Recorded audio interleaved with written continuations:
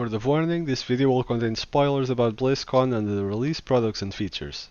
Hey there guys, PC Guy here, and I'm gonna go over the releases of BlizzCon. I'm gonna go for day 1, sum it all up for you guys, and I'm gonna try to keep it as straight to the facts as possible, trying not to put too much of my own personal opinion on it, and I'll do a separate video for that later on to tell you guys what I think of the announcements and features, and keep this focus strictly on the facts and what was announced and what you can expect.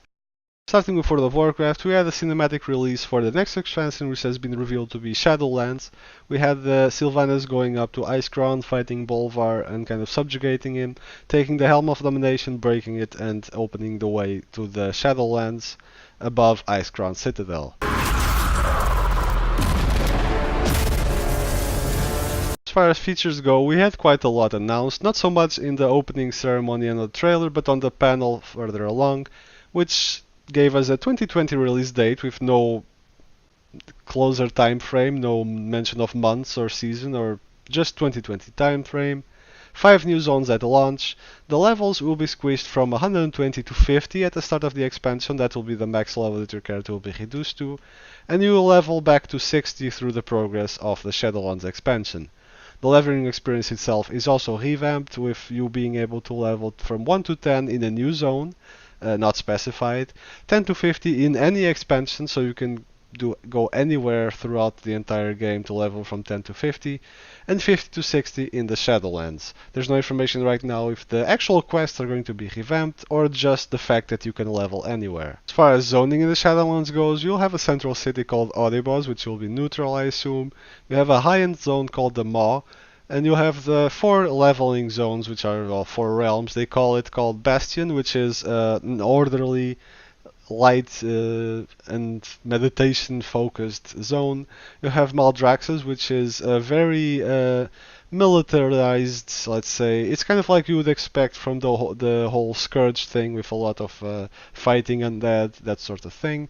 You'll have Ardenveld, which is a very druidic, foresty zone. And you have Ravendreath, which has a bit, it reminds me of Trustvar, and it is very gothic and vampire inspired. You'll be seeing some familiar faces throughout these zones, like Uther, Cenarius, Kel'Thas, and Draka, and you will be meeting the Covenant system, which is new to this expansion.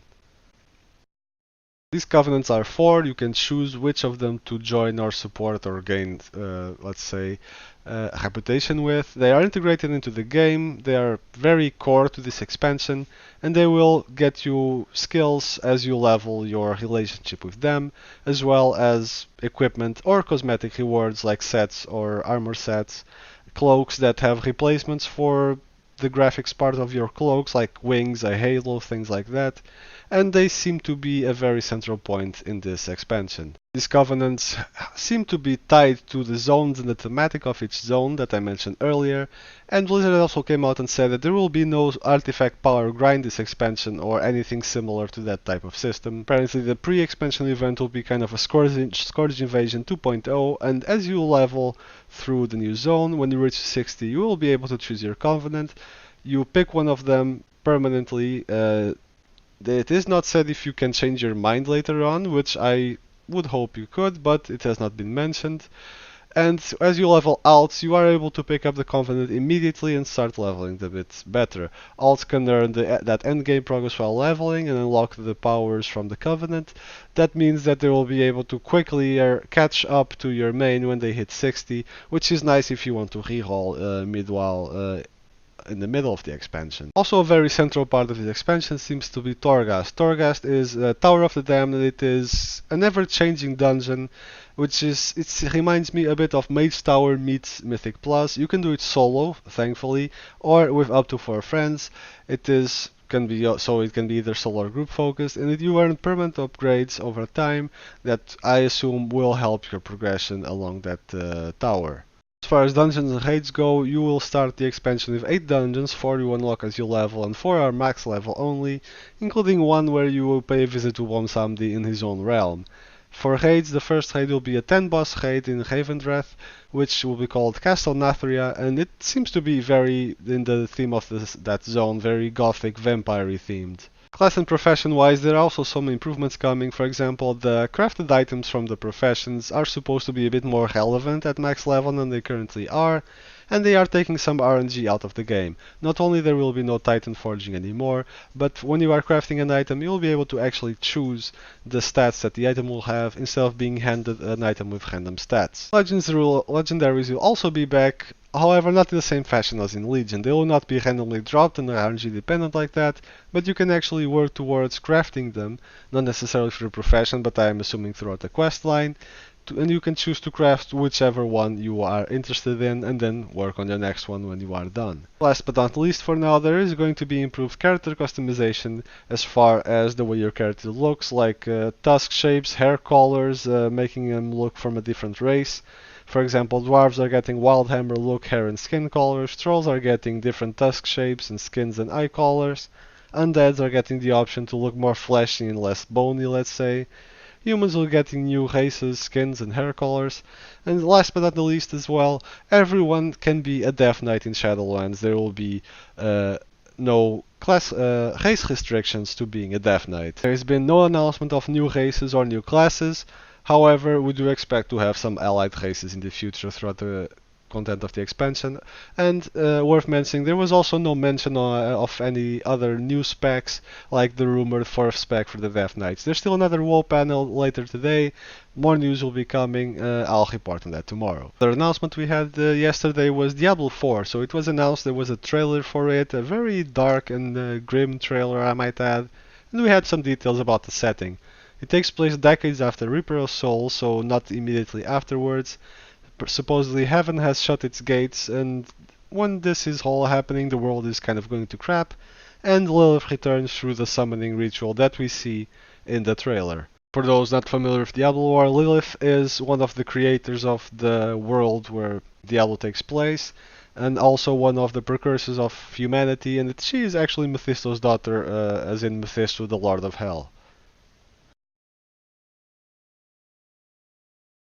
The game is being developed for PC as well as Xbox One, PlayStation 4, remains to be seen if it will be adapted into the next generation of consoles, and it is kind of a return to Diablo 2 as far as the objective is, and we'll see how that plays out.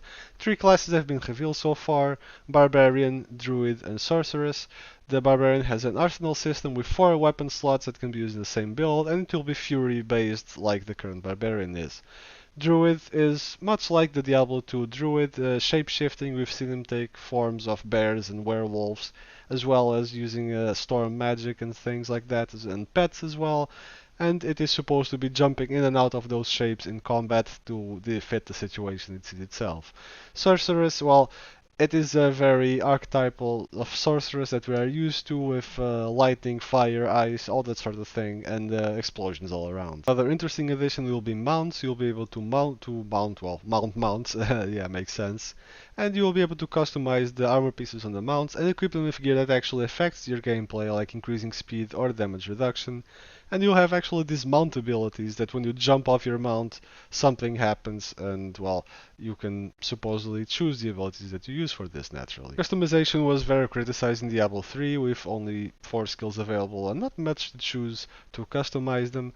Supposedly there is going to be a lot more customization available in Diablo 4, talent trees, skill ranks, and rune wards, and you'll be able to pretty much make your own build and not so much have to rely on cookie cutter builds that just work together because they are made to work together. The open world is a non-linear campaign, and you will be able to decide how you level. Dungeons are, as expected, fully randomized. We know that there will be a part of the campaign taking part in Hell.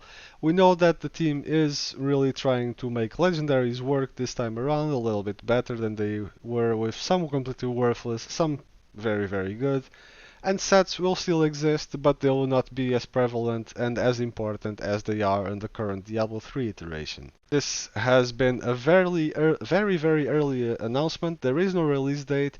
They only mention that the game is not coming out soon, or not even Blizzard soon, which usually takes a bit longer than actual soon. So do not expect this game next year.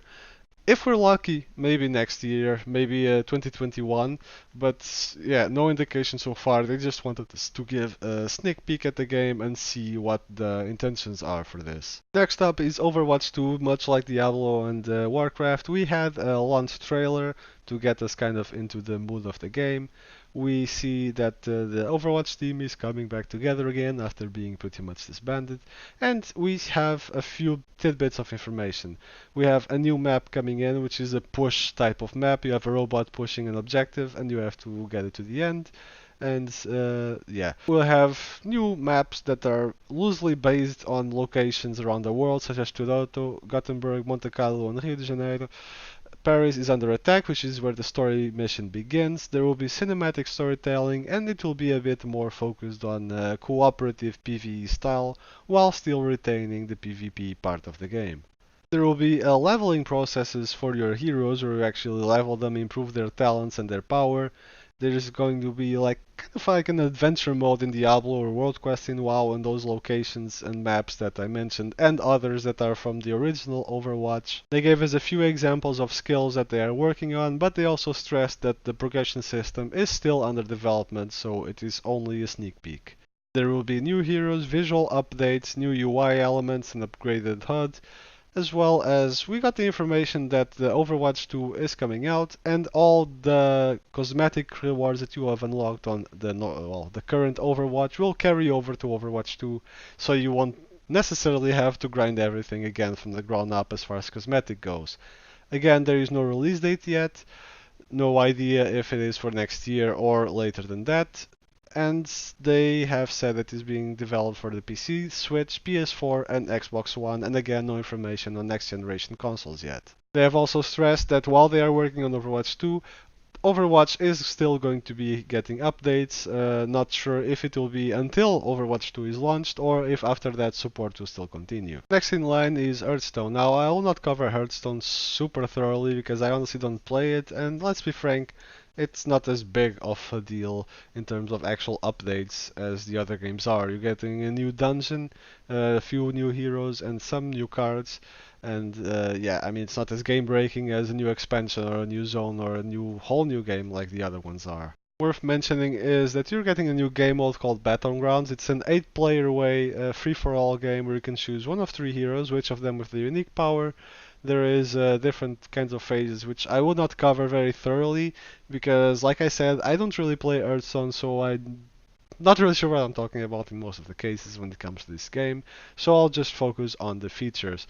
There will be Galakron, which is a new hero card. There will be 5 different Galakrons depending on what evil class you have, and you will get 5 Galakrons for free when you log in the game on the new expansion, and by that I mean all 5 different Galakrons, because there's 5 different ones. Every class will be getting dragon cards. There are going to be new effects in the game, as well as, like I said, a new game mode, a few new things, as well as, well, a lot of new cards. I'll round it up by saying that the closed beta starts on the 5th of November, open beta will begin on the 12th of November, so not very far from now, and it will be free to play, so you don't have to actually buy the expansion pack for Hearthstone or anything like that. For Blizzard's other games, announcements have been scarce so far. Heroes of the Storm will be given for free for holders of the virtual ticket for this week's Blizzcon.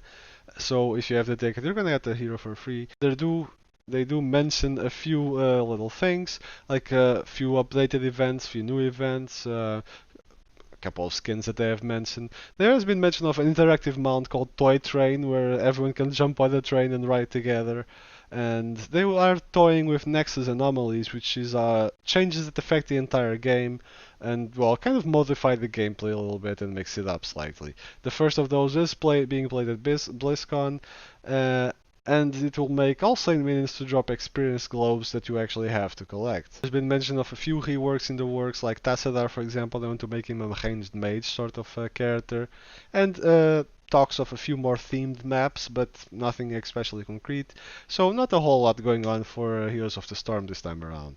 Worth mentioning is Warcraft 3 Reforged beta being available to anyone that has a virtual ticket or BlizzCon ticket, and StarCraft getting a new commander, which will be Arcturus, and a game mode called Gameplay versus DeepMind AI coming. So that is going to be interesting to see how you can play versus the DeepMind AI in StarCraft, and you know who's gonna win that match then. These have been the important bits from BlizzCon's first day. Like I said, I will make a video tomorrow about the second day if it is worth making, if there are worthwhile announcements to make, which there probably will be. And I will be doing an opinion piece in what I think of each game and each change to each game and all the new things and features coming later on in the week, probably Tuesday or something like that. This has been Attic PC Guy. Drop a like, comment, or something on the video if you enjoyed this content. If you like the videos on our channel and would like to see more of it and see us grow in the future, consider subscribing to the channel. In the meantime, have fun, and I'll see you in the next video.